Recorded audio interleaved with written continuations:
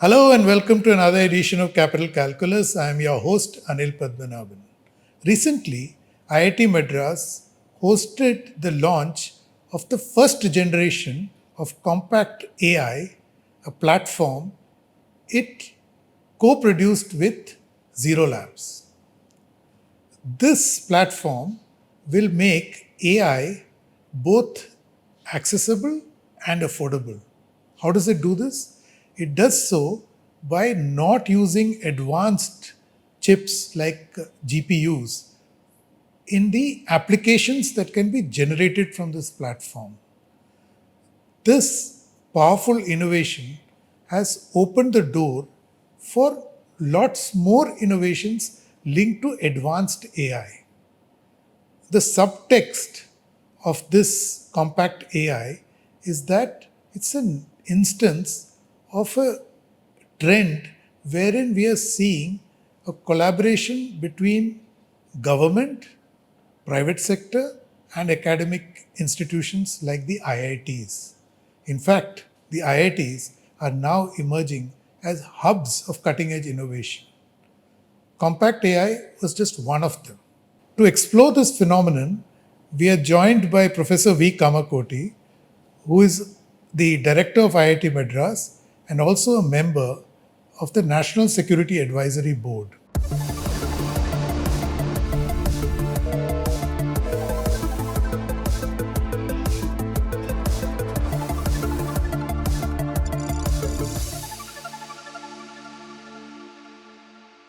So, welcome, Professor Kamakoti.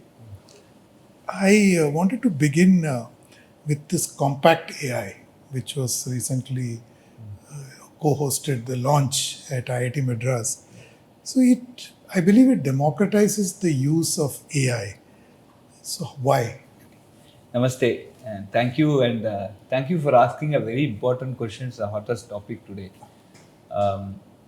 Some decades before, we had been talking about digital divide, and for long period it existed just because rural India did not have an access to internet, and so that divide basically happened because there was a lack of availability or accessibility to technology. Now, with the growth of AI and many software layers, any computer system has a hardware and a software. All these software dependent upon one particular entity called GPUs, the General Purpose Graphics Processing Unit. And that GPU coming from one particular company essentially means that this technology may not be accessible to certain people, and that could possibly create what we call as an AI divide. Now, this is now being a big concern, and now we have to start reacting to that.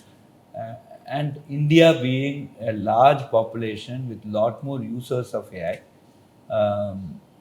so we would want every family to have at least one user of AI. Let us assume even that for our country's prosperous outlook, AI divide is something that we cannot afford, and that's the direction where we started. And this has been in our mind for quite some time. Now, what is affordability means here? Affordability is not that I don't have the money to buy. Even if I have the money to buy, will I have the hardware delivered? This is question number one. So that is also coming under this accessibility, affordability. Second, assuming that I am able to buy, will I have the power, energy to basically power it? So this is going to be a lot of energy being gulped on this. So these are some of the very important questions that come. So this is one part of your story, why we are so excited about Compact AI. The second part of the story is nature says that you could be good in one or two things. Like I teach computer architecture, I play a bit of music. I cannot be, a vidwan in, say, Tamil we have 64 Kalai, 64 arts. I can't be a vidwan in 64 arts. Nature itself has not allowed, meaning this. Now, we are now trying to build what we call as a large language model that is sort of sarvajnatman. it knows about everything. That is, according to me, against nature. And that is something which will not scale for sure. And it will become erroneous as we go more and more. And there is no necessity for it. So, from our side, we had been pushing on what we call as small language models or domain specific language models. So, sciences, may not say physics, physics may be one area, but there will be a lot of relation with mathematics. So, physics, chemistry, mathematics, biology, medicine separately, architecture separately, and every aspect of engineering separately, with some related areas being pumped into it, and they develop that knowledge base. So we don't need that large system where thousands of GPUs we need to put and do that. So this domain specific language models also is very, very important, and we have to start looking at it. So now the third important thing is, in our budget this year, there is a Honorable Finance Minister. She has announced a AI Center of Excellence in Education. Now, what is one of the thing is that we do not have the same quality of teachers at rural India. We do not have the same quality of teachers even in tier 2 cities. Even in tier 1 city, the type of teachers we see across different schools are different.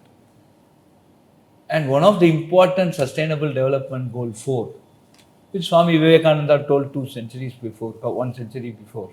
Now, of course, United Nations coming, I need to give accessible, affordable, quality education for all. Now, AI can play an important role here. So, I would like to develop a science language model or 10th standard language model, 1 to 10, and that I can give it as install that model in a school, in a rural school, which may or may not have access to internet at a regular fashion, uninterrupted access to internet. And that model can be used for learning by the entire kids. It can be in their native language, their mother tongue, and we can do this. So this is one very big aspect of a center of excellence in AI for education.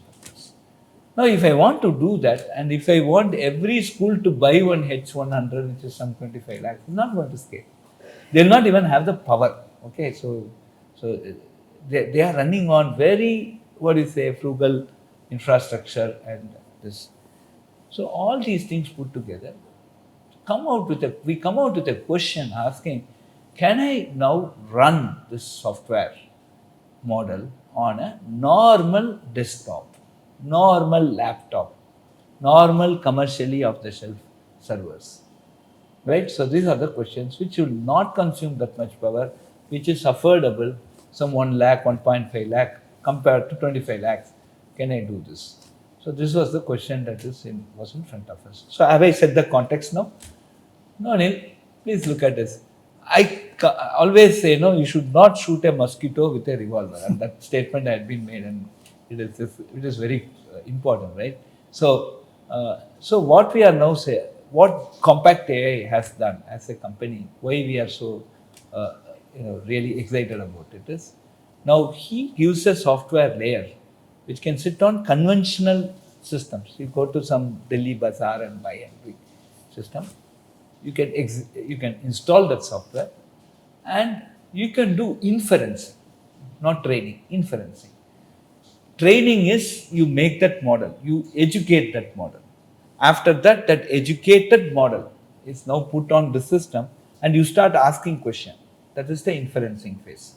So we train science models in native languages, mother tongues, at a particular place, but take that model and deploy it across lakhs of schools in normal CPU with this software, so that the kids can start asking questions there and there without internet connection also, and they will get answers. Whenever we train a new model, we come and install it again on all this. We can have a distributed way of doing it. So permanent connection to the internet is not necessary. Regularly they can update and they can keep doing this. So this is one very interesting, important aspect that which KompactAI is making it possible, and that is why we are excited.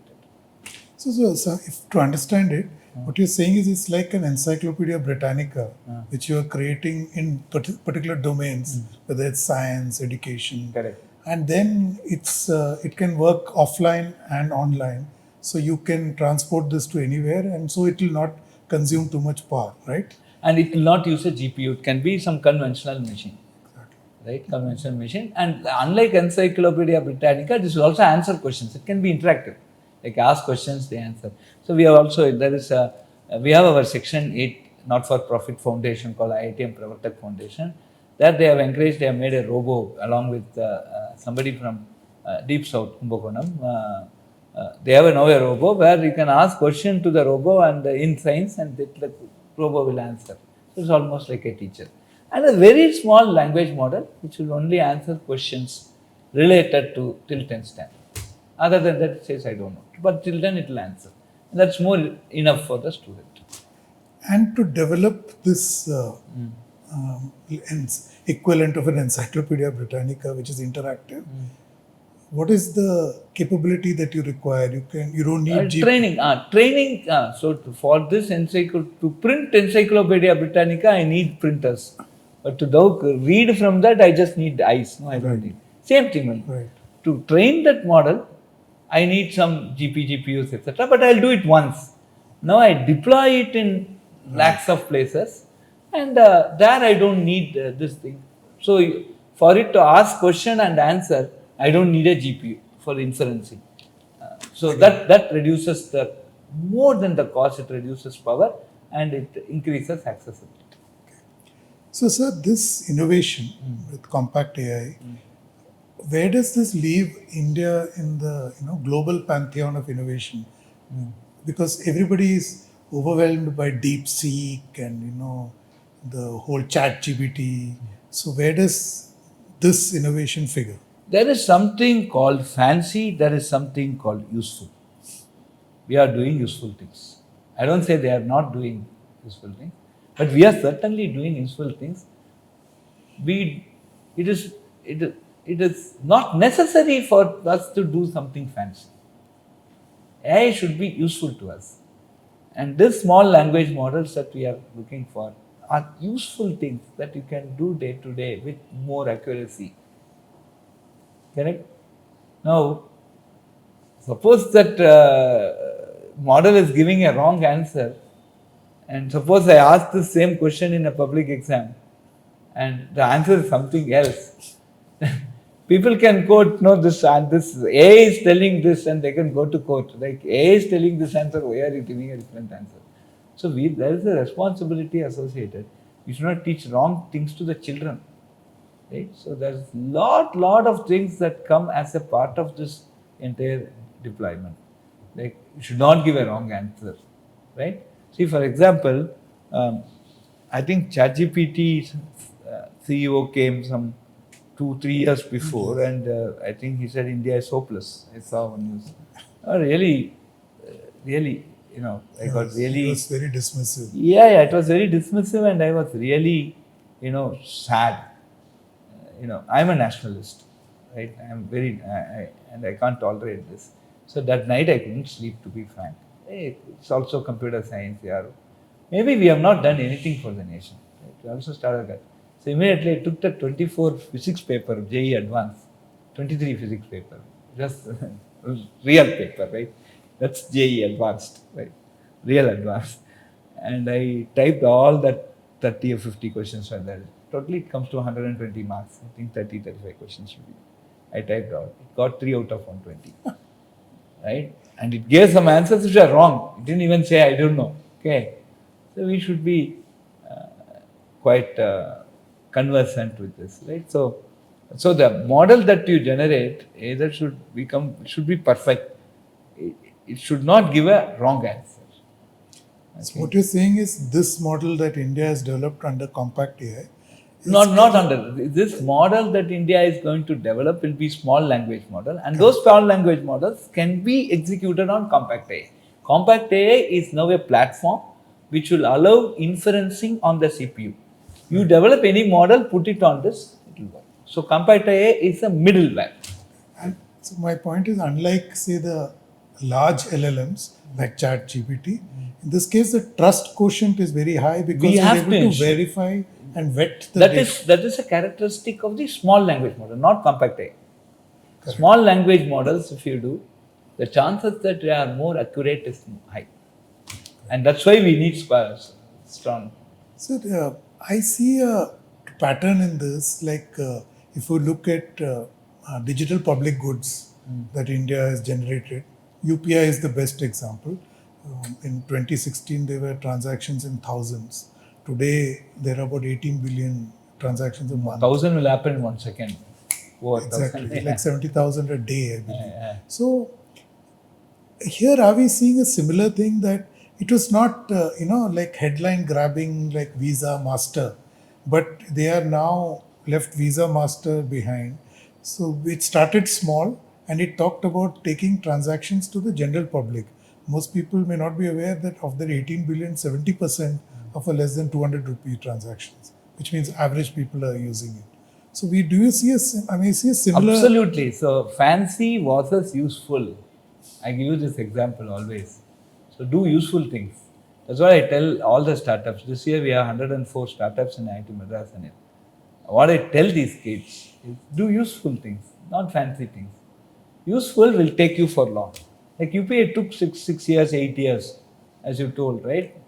Today, people, it's a silent backbone. Okay, UPA is a very silent backbone. Didn't make any Allah, nothing. It came up. So small language models are useful things. To do public good at scale. Public good at scale. Correct. So And now it will take some time for people to understand it's doing public good, but by that time it would have done so much good so that you can't. So going back to CompactAI, it's a collaboration between IIT Madras. See, he was a startup. He is a startup based out of Bangalore. And one day they came, it was referred by Professor Sadagopan, IIT Bangalore, ex-IIT Bangalore, and one Mr. Ajay Chaudhary. So they said they're a good company, just evaluate. So from my point of view, I'm a computer architect. So I design hardware. Now, with the advent of AI, what the role of architecture was a very important thing. And nature has its own checks and balances. The power consumption, the monopoly, the non-availability, the AI divide, potential AI divide, all these things. Now said that you should have a life after GPUs. Right? You should have a life, and that should be a simpler life, right? So luxury is artificial poverty, simplicity is natural wealth. This is what my Guruji has taught me. So that should be a simple way of solving this problem, and that is highly architecture dependent. So if you look at CompactAI, it depends upon how my basic computer organization is. We have something called an application binary interface, that where application finally becomes a machine language and starts executing on the system. We need lot of what do you call architectural interventions, right? How much cache I use, how much threading I do, all features of architecture. Do I do prefetching? So managing the cache policies. So many things dictate the performance of things like CompactAI. And so now now architecture is coming up as a concept because of the cost issues, because of the power energy consumption. So I was very happy, like architecture has a rebirth here. So, sir, why I was flagging the collaboration between a private entity and an institution like IIT is that it's very interesting because similar to the DPG story, which is housed in the private sector while as innovated in the public sector framework.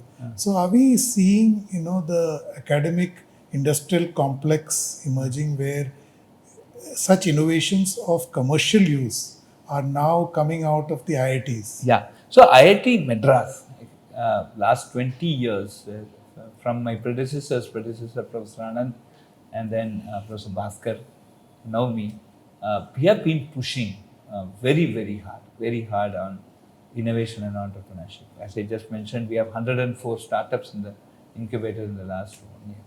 So these are actually stories where industry is benefiting by collaborating with the academia. So our IIT Madras Research Park, when I visited that, is one very interesting example of an industry academia collaboration. I think, and we have also government entities there, so industry academia government collaboration. These three murtis have to come together. Okay, unless these three murtis come together, I don't think we can dream of a technology superpower. I think these three are, and they are coming together, right? Operation Sindhu is a very great example of an industry academia government collaboration. Many things have happened there, something known, something unknown, but the entire entrepreneurship, startup, drone policies, everything has helped to give an ecosystem that could protect our country in a very emphatic reply, right? Which was completely foolproof, and we were able to do that. So, sir, that means you crossed the tipping point and Operation Sindoor kind of flagged that. Operation Sindhu basically gave us the technical ability of us how do we put a system together, and very importantly the management part, how it can be managed. We have not invaded any country. We have not disturbed a civilian of any country, right? And that those type of good fields or greatness of Bharat, right, has been in place in Operation Sindhu. We had very precise attacks, and this is possible only by technology. Where we were only targeted people who are playing with our national security. We did not disturb anyone else, even in our neighboring country, who is not directly or indirectly involved with our playing with our national security issues. Right? We did not touch civilians there. We've been extremely careful, very controlled war. This is how a reply need to be given, right? And this is fantastic, and this is possible today because of technology. That's why last couple of days before we had all these toppers in JE Advanced. We call their parents, basically tell them, and so I also made a video about this and say, do what is passionate. Just I'm a computer science professor. Don't just come to computer science, AML, AML. They are important. They are very important for the nation. They are very important for the globe. But that is not the only story. We need domain expertise. Look at operations into see the areas of expertises that would have contributed to the systems that were deployed during the operation. So, also interestingly, NAVIC was used, all Yeah. homegrown technologies. Homegrown technologies, which is very, very important for us. So, this is actually a coming out moment for homegrown tech Absolutely, innovations. I still remember mid-COVID, Prime Minister made many passionate speeches. Right? Those speeches, I think we should there are a lot of things that he told, and they all came from his heart, of course. And one, I remember some midway the COVID lockdown, he came out and coined this word Atmanirbharta, right? And that came during COVID, if you remember, correct? This then Make in India, all these things came out after that. The Atmanirbharta is something that is demonstrated. Maybe there are systems that are imported and also that have been used.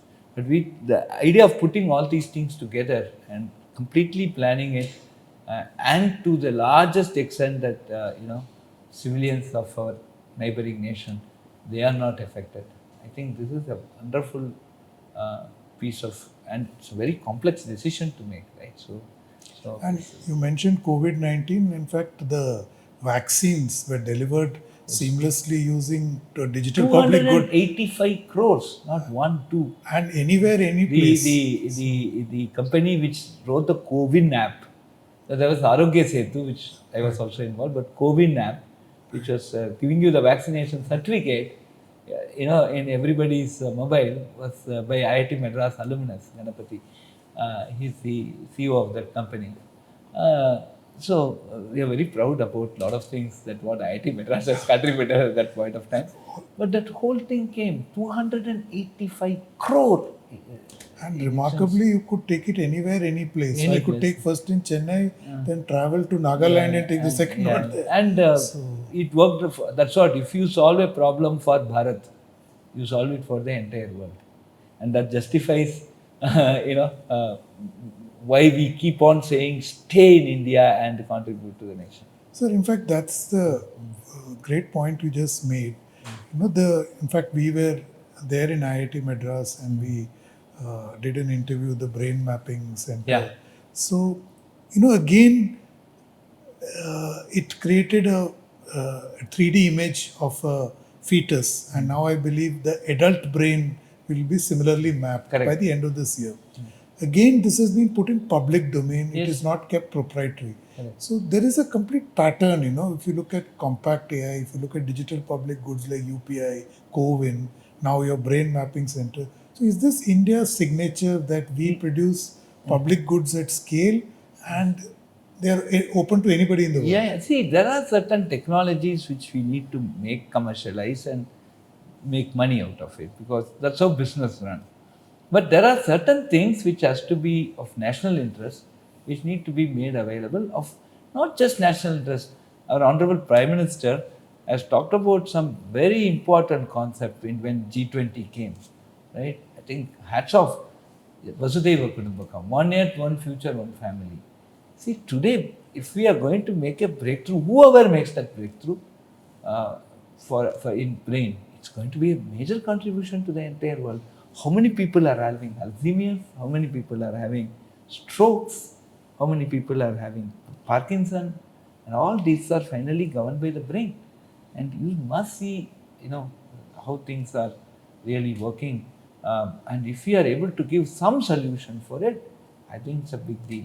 So that was a very conscious decision. So we went and released the entire, it's a very complex thing. And all these things happened during COVID. One good thing, bad thing, I lost 30 of my friends in second wave. 30 of my friends, very close friends. Many of them are Delhi.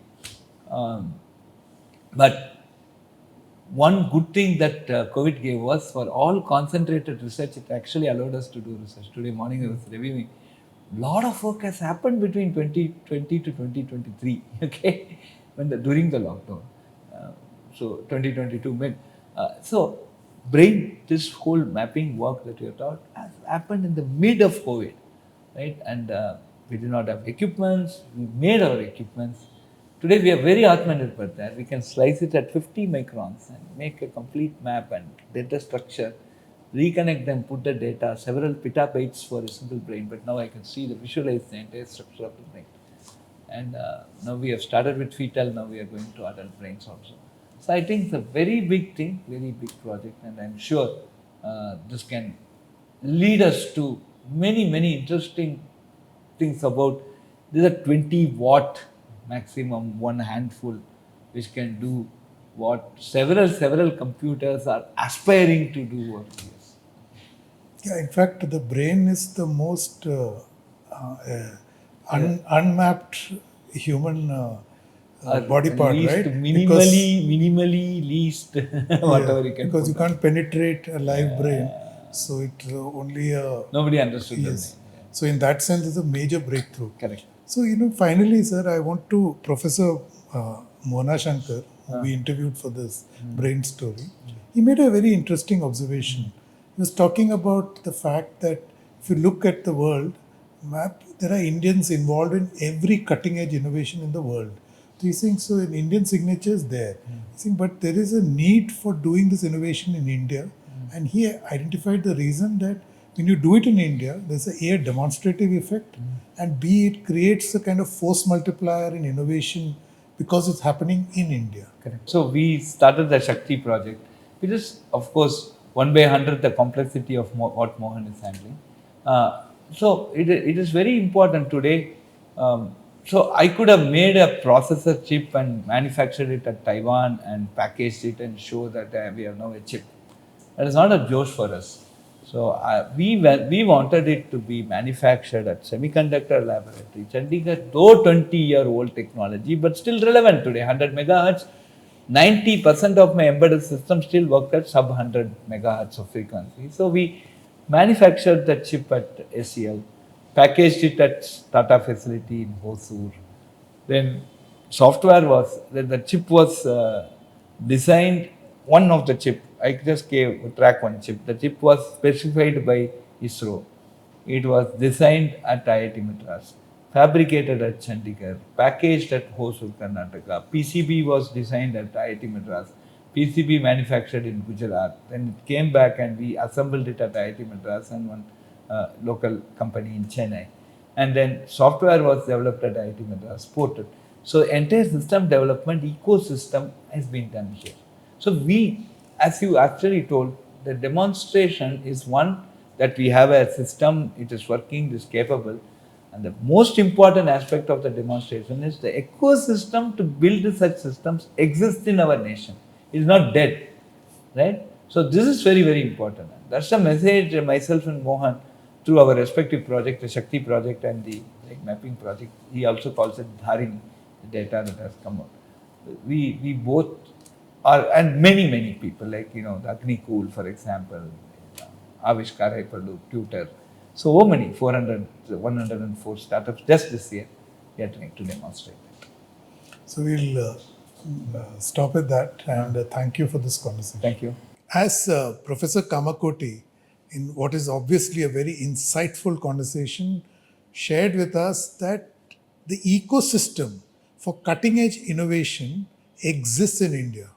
In fact, Operation Sindoor was the coming out moment of this prowess and success. More importantly, India is increasingly bypassing the idea of fancy and investing in useful. KompactAI is one such example. The digital public goods prowess that India has established, typically UPI is a great example, once again reinforces the fact that India's signature or contribution to innovation is that we do things which are cost competitive, inclusive, and do public good at scale. Thank you for watching. Don't forget to subscribe to StratNewsGlobal.Tech on YouTube. Hit the bell icon so that you don't miss any updates. And please, to share your thoughts, ideas, and suggestions with us. I'm available on Twitter at Capital Calculus. I'll be back next week with another episode. Till then, stay safe.